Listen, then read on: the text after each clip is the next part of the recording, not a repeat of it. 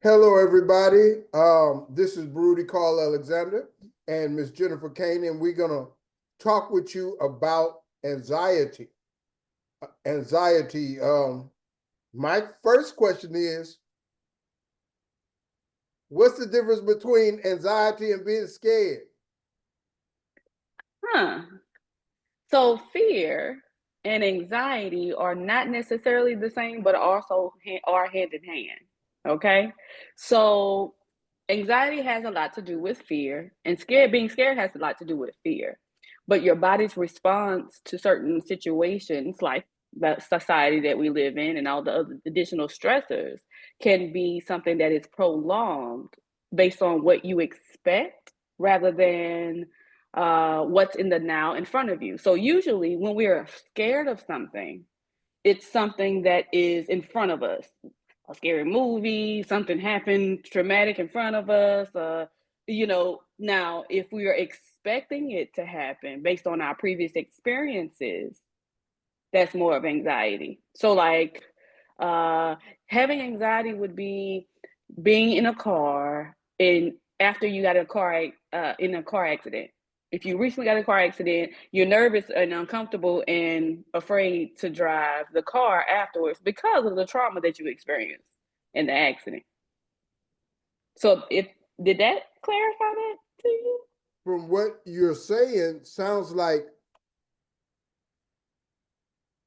anxiety can like be a mental framework in your mind that something happened 5 years ago and you remember it, and when you come into this situation, that is weighing on your mind, and if you're worried whether it can happen again, and Pretty so much. you have a little anxiety about that past event. But fear is when it's right before you. You Mm-hmm. know something is about to happen, and you're afraid, you're tensing up. Anxiety is you remembering something that happened and you thinking it possibly can happen again. Is that kind of like it is? Yeah. Yeah, like I mean, we all have situations that we're fearful of, but based on our interpretation of the outcomes, because anxiety has a lot to do with that fear of the outcomes of the unknown.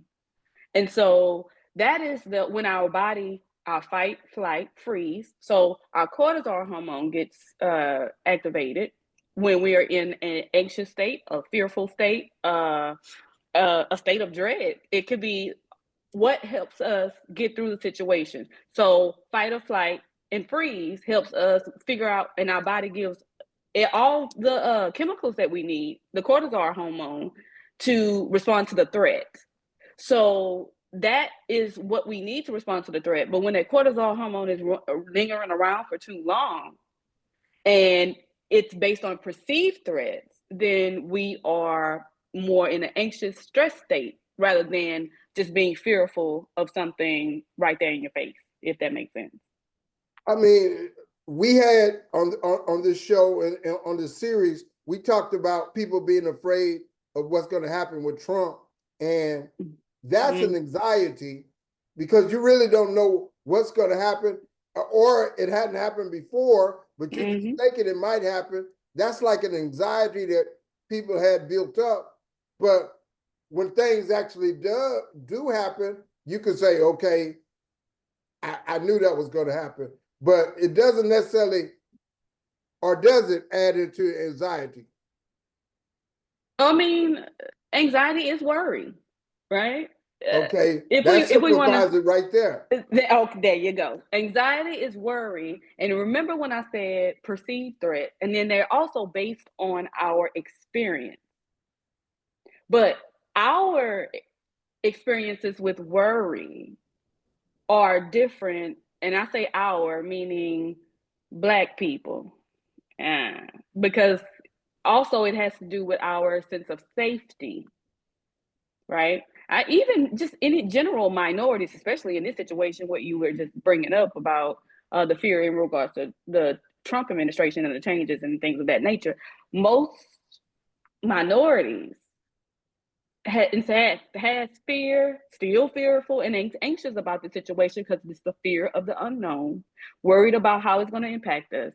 And we've always had to fight to be seen as worthy, to be valued, or to be treated in a way that the privileged. Let me ask you that this though, because as Black people we have been through so much, so we've got adjusted. Well, I don't want to say adjusted, but we've had to deal with people not liking us, people not cutting for us, and doing things to us. Are we not more comfortable dealing with situations and not have as much stress as other races? Oh no, I don't agree with that. Maybe, just because it's familiar, and I said this before on the show, doesn't mean it's safe. And that says a lot right there, right? Because it's familiar, we believe, and sometimes I do too. Until I realize, and I use my training and my experience and science to understand what's happening with my body. But we're familiar with fighting all the time for respect, like I said, for consideration, just even kindliness or equality. That's a state of stress that we're always in. Remember, I said fight, flight, freeze is our cortisol hormones reaction to protect us from a threat. So if we're always under threat, no, we might know how to respond to it, but we don't feel safe. And then that's when anxiety is lingering in our bodies, and then that causes those health conditions that most Black people have illnesses from, like Smoking. heart disease. No, that's behaviors. I'm saying, like, even if you don't do any of that, now that's how people tend to in our community self-medicate when they feel that stress and anxiety, right? But when the physical health conditions caused by stress are like diabetes, type 2 diabetes, more specifically, any autoimmune disease, because that's our body's response to stress, like hypothyroidism, things of that nature, heart disease. If I may cut in, because you just said three technical things. If you could give a little bit more on them. You said Give me a type 2 little. diabetes. Mm-hmm. Some people may not know the differences. Can you, I know your field is not medical, but can you explain a little bit more on that one? And then what was the last one you just said? Hyper what? Hypothyroid, hypothyroidism. So that's Hashimoto's disease. It's a dysregulated thyroid, which will cause a whole bunch of issues like depressive symptoms, lack of energy. It's dysregulated hormones, and most of the time that's women that experience that. Now, not all the time, but most of the time that's women. So any autoimmune diseases are usually based in stress. But let me go back to So diabetes. people with a lot of stress, it can affect them very much physically. Oh, it definitely. Like hypertension is the number one in our community. And that's because of stress and anxiety. What happens is our heart rate increases when that cortisol hormone is released in our body, and that's when that fight, flight, freeze response happens. When that happens, our heart rate increases, so it's pumping enough blood through our body to protect us and give us the energy to respond to the threat. Mm. And so that's why Black folks usually have high blood pressure. It can be a hereditary thing, but also definitely due to stress and our lack of managing it, because we're always in that state that you responded to. Like you said, like we know how to, we deal with it all the time for a long time, then we know how to deal with it or whatever. But no, that doesn't mean that's the case, because our body still responds and reacts to it. Now, going back to diabetes. So I have type 1 diabetes. I've had it since I was 11 years old. I That definitely impacts my stress hormone, but it's not something that I can get rid of because it's not based on my diet or exercise or anything like that. My pancreas does not work. It never has worked. So that's why I have to take insulin. Type 2 diabetes is usually when we're stressed and anxious. What we happen to do is eat foods that are not healthy. We gain weight because of inflammation, all that. Our body can't produce enough insulin. Then you're more likely to produce or get type 2 diabetes. And then that is due to our response to stress and how we treat it with food. Sometimes we self-medicate with food, you know that. And that is also due to that cortisol hormone. So when our heart rate increases, our body, because it's trying to get us to fight, flight, or freeze to respond to the threat, our stomach acid increases. And so then that will cause you to be more hungry, and more likely to want to eat other foods. Now, some people are different and they don't have an appetite, because the whole purpose of that is if you fighting and fleeing and freezing to protect yourself, you can't be hungry. It's not going to make you stronger, smarter, and faster to respond to the threat. So then your body's going to produce more acid to make you not hungry, so you have energy to respond to the threat. Now, the problem is that when it lasts too long in your body, because that's only supposed to be 90 seconds. But anxiety and stress is long term, especially in the minority communities, with specifically us Black folks always living in that stress response. What were you about to say? I was just going to say, I know today one of the biggest problems you mentioned about overeating, and we do that, and that is maybe that's a product with stress. Some people handle stress by eating. You know, some people drink, some people smoke, and we have a lot of unhealthy things from stress. I just wanted to tell the brief story of Booker T. Washington, one of our greatest leaders. He died, I think, at 54 or 56, and he died very early. He died from ulcer through excessive stress.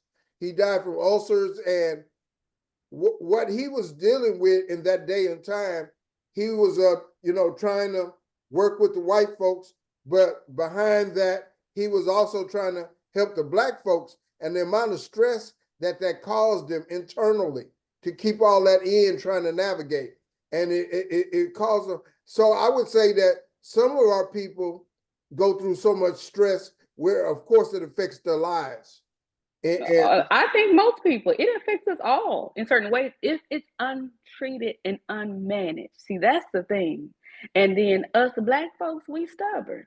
We think we know how to do what we've been doing, even though it's not healthy to do. Like our diet, the foods that we eat, just because we've been eating it a long time, don't mean that it works it's what's best for our body, right? And it's best for our digestive system and all the things. You know, we have to be intentional and be open to change to find what works.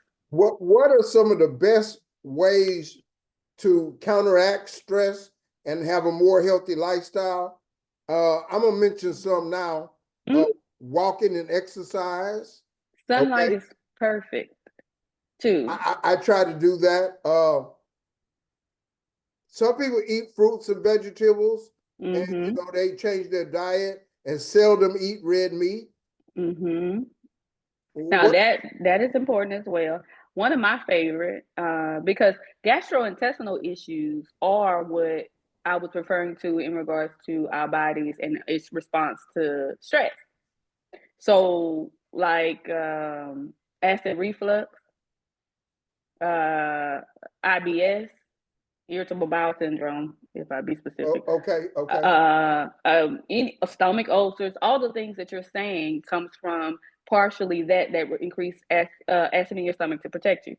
So if you change what you consume now, because I've had diabetes for so long, we have this nerve in our stomach that sends a signal to your brain to rest and digest. It's called the vagus nerve. And that nerve is the one that says, okay, it's time to relax, and now you can digest your food. So if you have any digestive issues, primarily if you have any nerve damage, like I do because I had diabetes for so long, or if you just have chronic stress, then you will be less likely to be able to digest it. And so now I have been very intentional with herbal remedies. I have gotten a certification in integrative medicine and nutrition for mental health and my physical health. And I've learned how to treat myself with things like herbal foods, medicines, and teas. That's why I'm drinking tea right now, because I have been in a stress state with a lot of the changes and advocating for things. And that's what I did today, was actually just rest, allow myself to rest, and then consume my teas throughout the day that helps to relax my nervous system. Yeah. If somebody has tried a lot of different remedies, let's say a high stressful job like a teacher, Mm-hmm. they've been in that job for a while and they've been going through stress, they've been going through problems. Um, does it come to a point where you may need to change what you do because of the stress level? Or would you tell them find ways to try to persevere in that? I mean, I know Oh, that's a personal decision, though. definitely. I think there's a lot of pieces to that story, depending on who you are and what you're dealing with, especially in this economy and this world we living in. Right, right. Because you could have more stress by having difficulty with your income situation, and that can cause you more stress. Right. So saying that you have to change the situation or change the way you live or where you work could be unreasonable, right? Sure. But your thinking patterns in regards to your responsibilities at work can also be adjusted. You know, a lot of the times as Black people, what we tend to do is overextend. We Over. overextend. We Okay. overextend ourselves to show our worth. So, especially Black women, I know because I feel it and I've experienced it too, and I see a lot of other people do too. You know, we have to work a lot harder to be seen as valuable, and so then we'll try to rescue and take care of everybody and their grandma so that we can be seen as worthy, and then we leave ourselves behind in the process. And so instead of doing that in that job, like you said, as a teacher, that is stressful because I know it's a lot of changes in structural things and financial statewide change, and then these kids and all the stuff that they into, right, and all of the stress there. You can go to work, do your work, and go home. Burnout leaves because a lot of the times what we trying to do is fix this and deal with this child and their personal issues and all that. When we can just, say, hey, I got to take a step back. That's not my responsibility. I got to make sure that I'm taking care of me. So I'm going to do my work from this time to this time. When I'm off, I'm going to have to keep that computer at home and, focus on whatever else. And it's going to be there tomorrow when I get there. And there came a time when I said, okay, I'm on. At first, I would take the work home, but by the second year, I didn't take it home no more. If it didn't get done at work, that was it. I'll check on it tomorrow.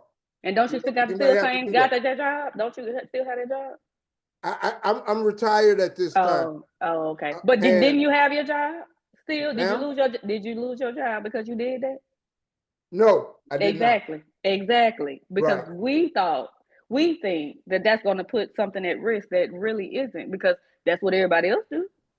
Yes, it is. Yeah. Those who last in the profession, they have to know how to be able to do that, to manage themselves, to be able to, take care of themselves.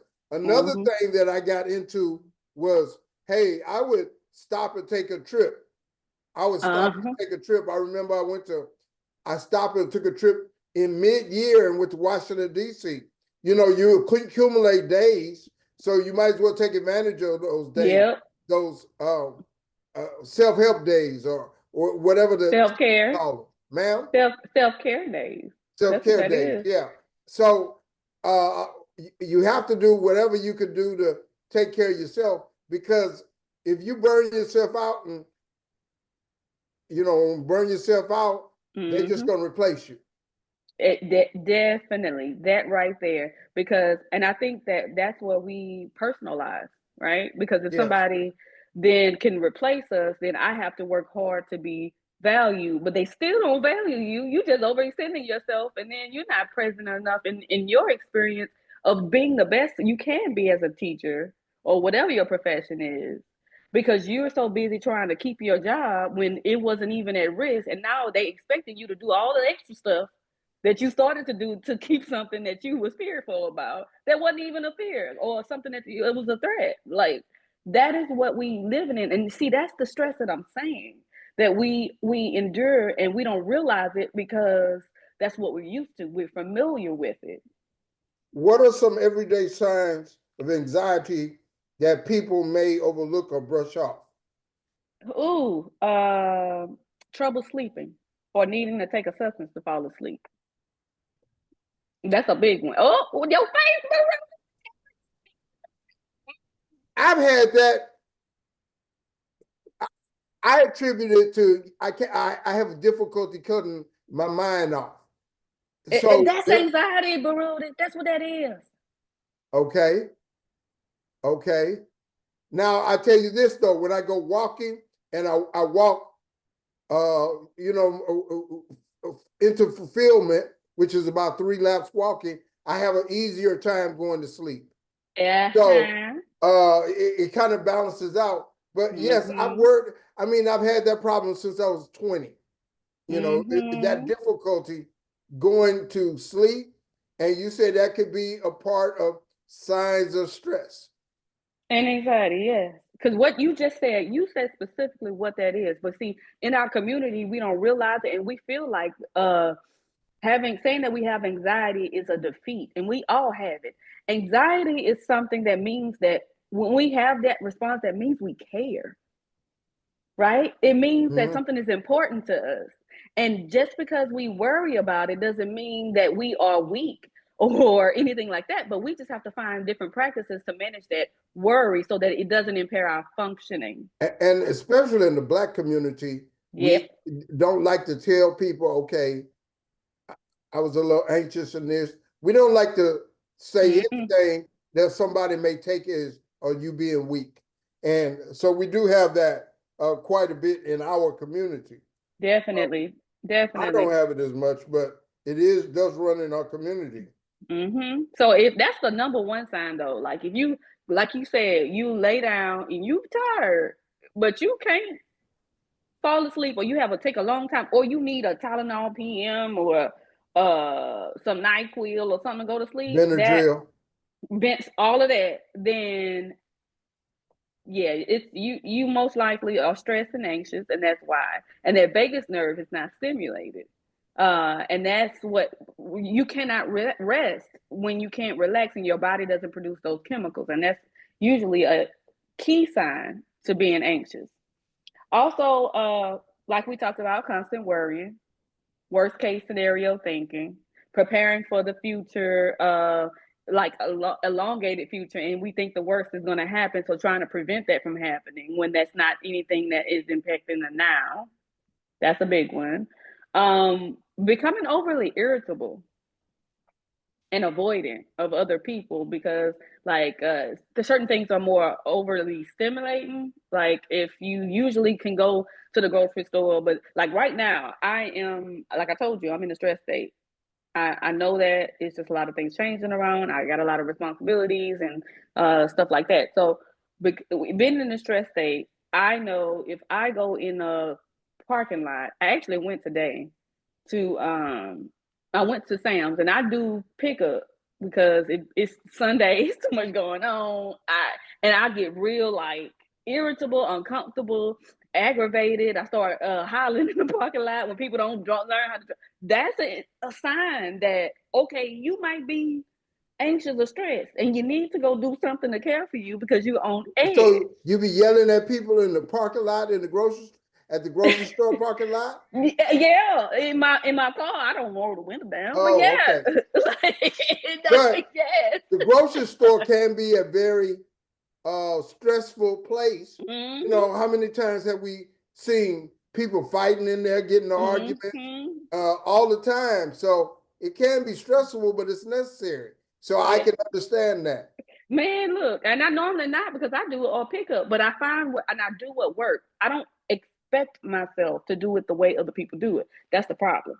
A lot of Yes. people do that. I am okay. I could be a therapist and I'm human first. And a human therapist, I still have stresses. I run a business. I have diabetes. My body is, I have to go through other things to take care of myself. I got a husband who get on my nerves. I got, we all got all of these things, right? Like, so we don't have to make it seem like it's something different when it's not. We just have to make sure that we're on top of caring for ourselves and finding what works for us. So the real deal is anxiety is a part of being a normal human being, but excessive anxiety, that's a problem. When it lingers too long, it impairs your functioning. If you have difficulties, like I said, sleeping, focusing, long term, you are always wired and trying to keep busy.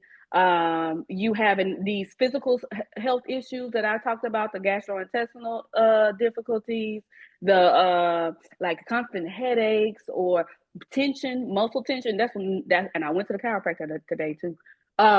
Neck, shoulders, and back is usually where we hold anxiety, right? That's when our stress happens. And again, it's because stress, when that cortisol hormone is released to fight, flight, flee, uh, it is our blood rushes to each part of our bodies to make us stronger, smarter, faster.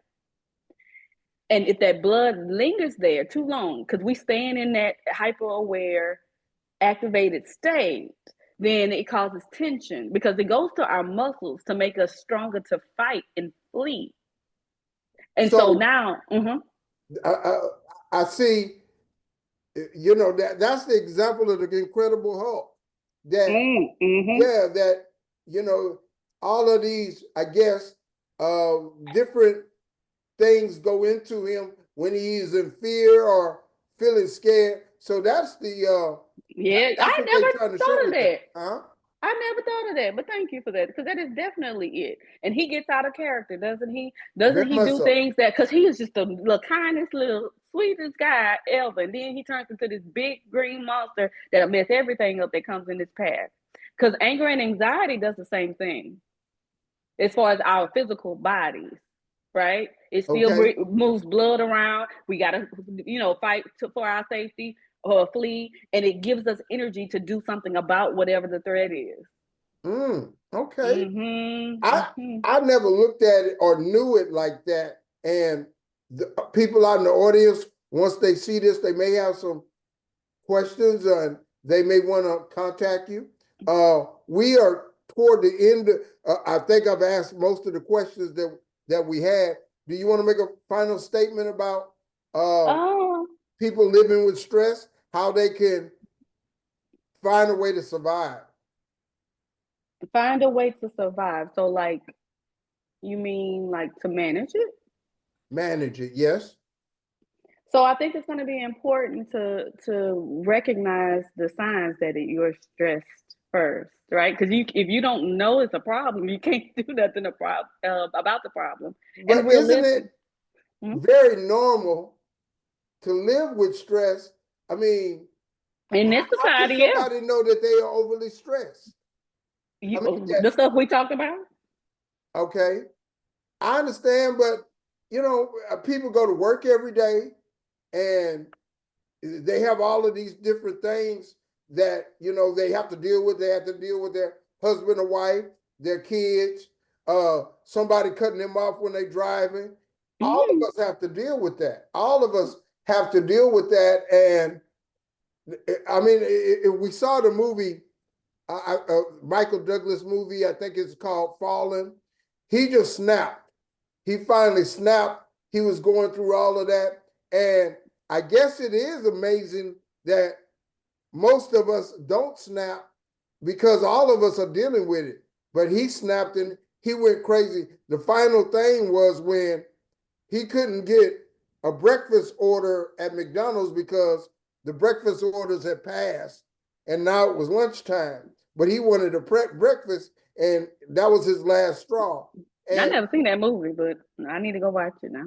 yeah, but I mean, we all have to deal with it.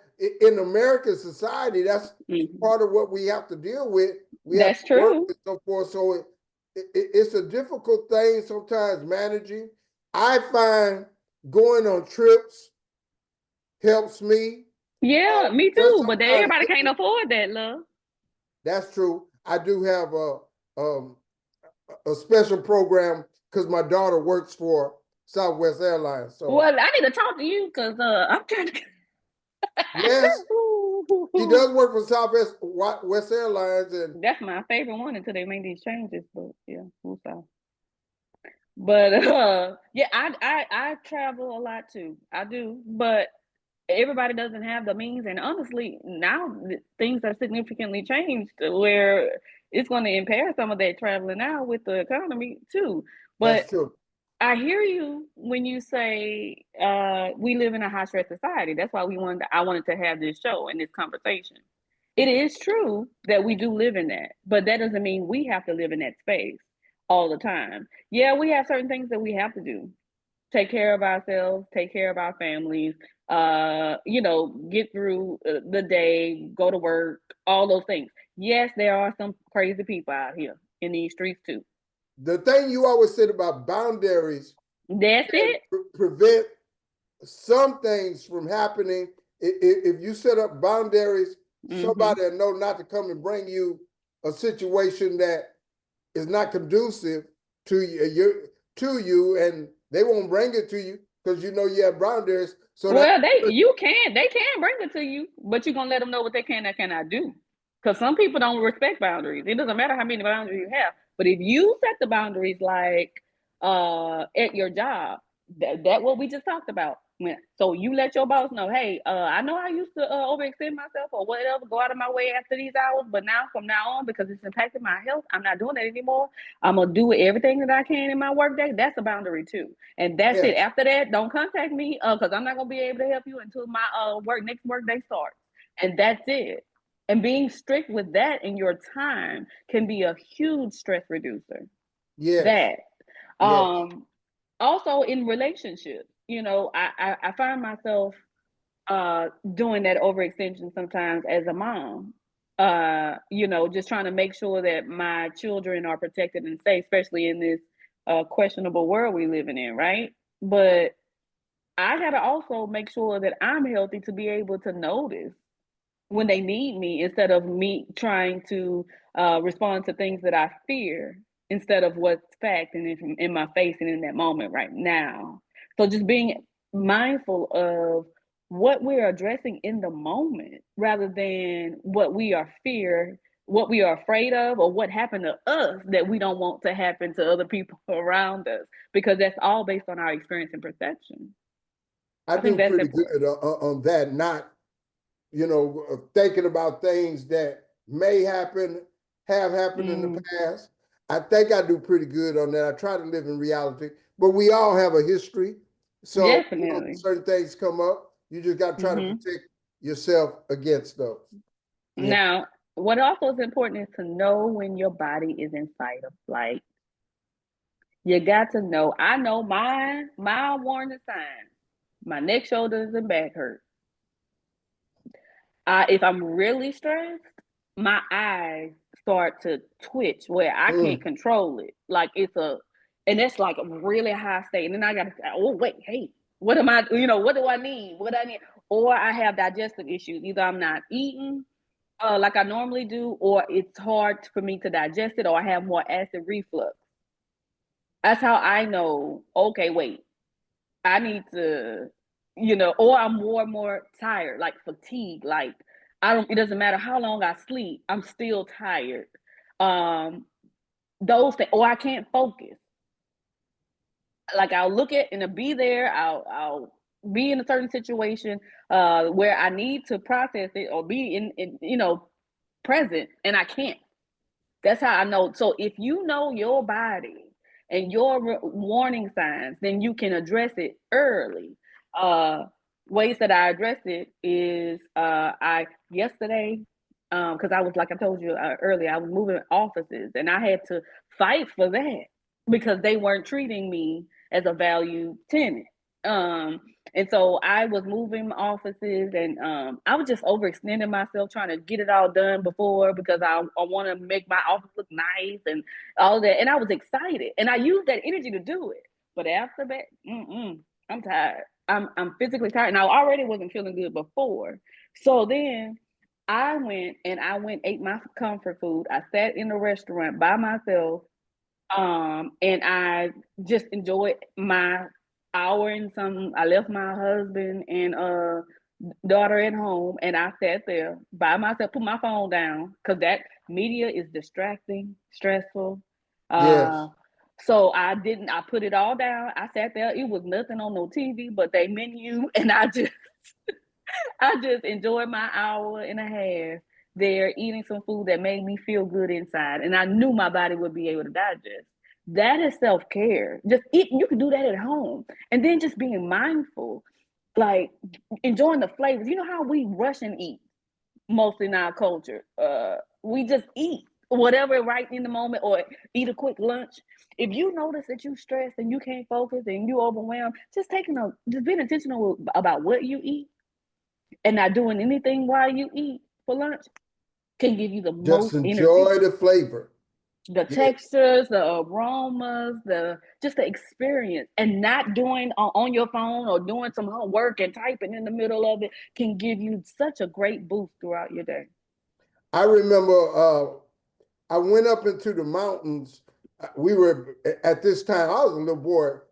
We went up into the mountains, and I just looked up in the sky and smelled the air. Different Mm-hmm. things like that can put you in a different mood and so forth. Definitely. That's why I like to travel and go different places and see different things. There's many ways. The person themselves have to find that way to have a stress reliever. They Yes, have to but you have to find be that way. willing to find it. And if you only familiar with doing it the way that you've done it in that stress response, it's going to be hard to slow down to do that. That's what therapy does, though. That is, we teach you to identify those physical sensations. That is what's happening in your body. We help you identify that. Then you find different modalities to manage that, whatever that may be. And like I told you earlier, I do walk and talk therapy. That some of that is for my clients, and the other part of that is for me. Because So let me give you this scenario again, and you've already given me a part of the answer, but another part of that, this teacher, he's coming late a couple of times because it got hard for him to get up at 6:30 and be there. But once he gets there, his first period, all the students, the third graders, challenge him, and he finds himself getting stressed and almost cursing them out. And he knows if he does not have some type of intervention, something is going to happen. So, what should this teacher do? well, I have questions. Yes, Like, ooh, something is going to happen, like he's going to get out of character, do something that he say something that he shouldn't at work because of those or children. worse, he might uh, physically hit one of the students. Mm, He might do something crazy. Let's say one of the students has spit on him mm, and he's holding some animosity, mm-hmm, and he knows that he's in this situation.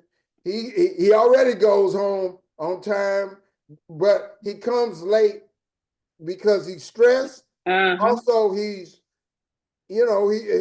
habits are not as great. He's going through all of these things. mm-hmm. So, would you make an assessment with him and help him get to the bottom line? Definitely. And that would be, first is, what's your sleep like? Because First if was you, what? what's your sleep like? Off my Okay. headphones. So, are you getting good sleep at night? Are you able to, are able to fall asleep? Are you staying asleep? Are you sleeping too much? Which with that stress, I know he not. He's not probably not sleeping at all, right? So then, if that is the case, then that's the start. And finding different remedies. Can you hear me okay? In that case, would you Uh, say it's okay for him to get some type of medical help for sleep? if he needs Yes. to? Well, I'm a herbalist, so I would say, there's things like magnesium can put you to sleep, relax your body, and it's not something that's going to make you groggy or oversleep, and it doesn't disrupt your circadian rhythm, which is your sleep wake cycle. So there are teas and things like that that can help, that won't give you those long-term side effects or impair your liver. So I would think also the most important thing is for him to address it, to try to yes, find something, yes. because he knows he's at that point. If he just leaves it alone, And something's he keeps going to doing what happen he's doing. with negative Yes, impact. So as yes. long as he's working on it, that is the best thing, and then follow through with what he's working on. I would probably recommend that he take a day or two a week off, Yes. but to manage and get that sleep addressed, and also talking to his human resources, his principal, whatever, about the things that he's facing, to ask maybe for some help. That's another thing that we don't do. All right, and that's not how we can function at our best. It's just not.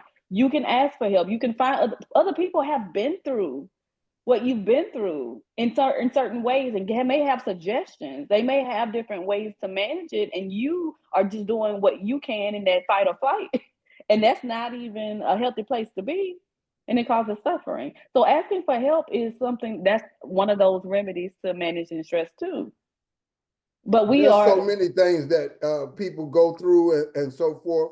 But the main thing is finding some way to talk to a therapist or talk to somebody and find some help, as you're saying, and then take yeah. stock of your situation and what you may can do. Right. And then, I mean, you don't have to be a therapist. I am a therapist and I know the benefits of, and I've been to therapy too. But no, it can be just like asking your boss, like, hey, boss, what would you suggest in regards to this? Because I'm having a hard time with this. That's what they're there for. It's not for you to just go around act like everything okay when it's not, putting on a mask, because that mask gonna fall off, and then you're gonna be out of character and not being who you are and who you want to be in that space, and then you have more of a risk of losing your job. Yeah, yeah, So, and it's happened many times.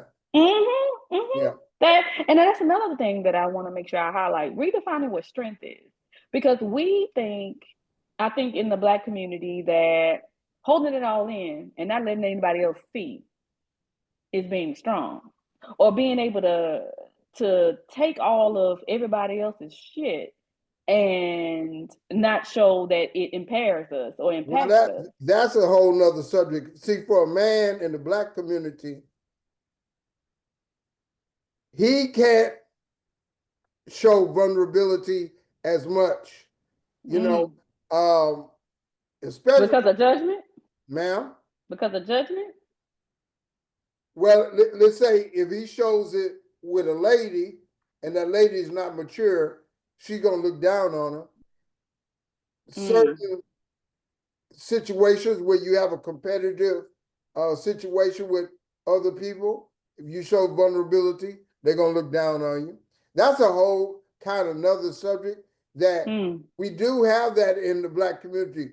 We are learning, I would say, to overcome that, but it's still there. You know, Yeah, definitely. yeah, it's still there. People do not like to give in, admit that they're wrong, or Mm-mm. show vulnerability, because we think the other person is going to take advantage of that. Definitely. But Yeah. like I was going to talk about when my my stepson threatened me, and I said I was going to kill him. Mm. Now we've been in interaction many times, over the years, and I could tell he wanted to apologize. I could tell he really wanted to apologize, because he would inch by me and, or be in the same area intentionally, but he never came to the strength to apologize, even though, because it really had a serious impact on our family. And he knows that. And, it's a lot of things with it. But sometimes you have to have a certain level of maturity to be able to be vulnerable and apologize. But once you get to that maturity, you usually can. Yeah, People have but anxieties about those kind of things. now, oh, you saying something, man. Yeah. Mm. Yeah. I And it's mean, true. very much so. But And what's the fear in regards to those types of things? If you really think about it, it's the fear of being hurt, right? yeah, the fear Or of somebody disrespecting you or not seeing things the way that you do. If you say, okay, I'm sorry, and the person say, I don't care, that you're gonna feel bad about yourself. If they say, I don't care, I never, you know, I don't care that I never want to talk to you again. I don't care that you apologize. It doesn't matter, you know. So yeah, you got all those kinds of feelings. But anxiety is a subject that we can talk about. Why do people get anxious about certain things that, you know, maybe don't matter? You know, is this girl is she gonna see me the way I want her to see me? Or are my children gonna respect me for doing this? It's so many. Now those things do matter, but there are things that don't matter. My team didn't win, and my a friend is. now, what do you mean by it doesn't matter? I think in the scheme of things of life, now the first two I mentioned, those do matter, but somebody being upset that their team lost and they getting anxious, or they are so anxious about whether their team wins or not that they get so caught up and they can't sleep because of that. That kind of thing don't matter. But you know, I got a friend that goes through that. That's his whole life. But let me take that back. It matters to him because that's what he. There you go. That's why I Yeah. asked you the question, because Okay. you know sometimes we don't. The problem is that judgment, because a lot of anxiety is about judgment. It's the fear of judgment from others, what you were talking about earlier, and then our judgment of ourselves, and then judging other people. So a lot of the times we respond like, or we hesitant to respond in the way that we really would like to or want to or what we think because of that fear of judgment, because other people think it doesn't matter, because you know they somebody else wouldn't understand. And then that's why people tend to isolate themselves, withdraw from others because they don't feel understood. And that is a lot of the root of a lot of people's depression, Is that one of the anxiety, roots of the depression? Uh, anxiety Anxiety? too. Because anxiety and depression go hand in hand. Let's talk about that, because they do. Anxiety is like you running from perceived or fighting perceived threats all the time. After a while, your body is tired. And what happens? It slows down. It doesn't have the energy. It doesn't have the motivation to keep moving forward. And then that turns into depression. And then you're going to do what you can to protect yourself. Now, the thing is that a lot of us have high functioning anxiety and don't realize when it gets to the point where it's unbearable, and then we end up in the hospital for some health condition that's related to it, and it doesn't look like depression because we also have high functioning depression high because of what functioning you just depression. said. I would Yeah. say that's the kind of depression most people probably have. Or In our community, yes. yes. Uh-huh. Yeah, we do, because Oh, we can't slow down or we won't survive.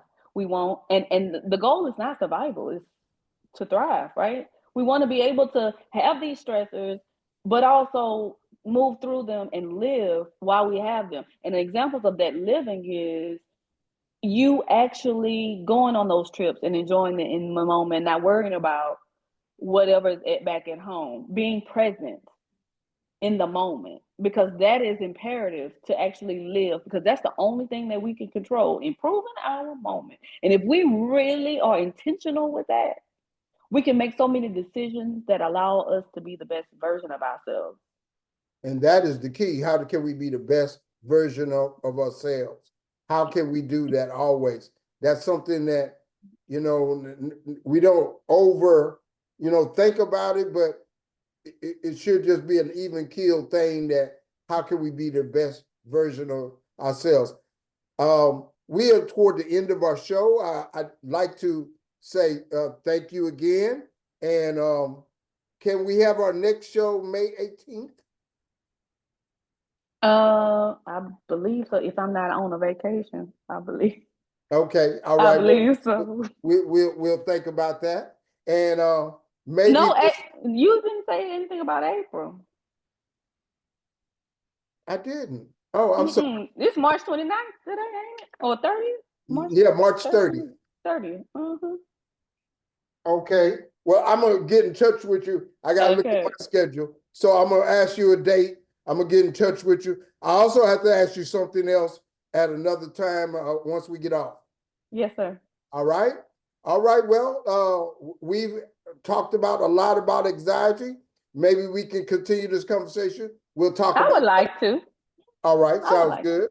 All right. Well, I thank you, and we'll see you next time. Thank y'all. All right.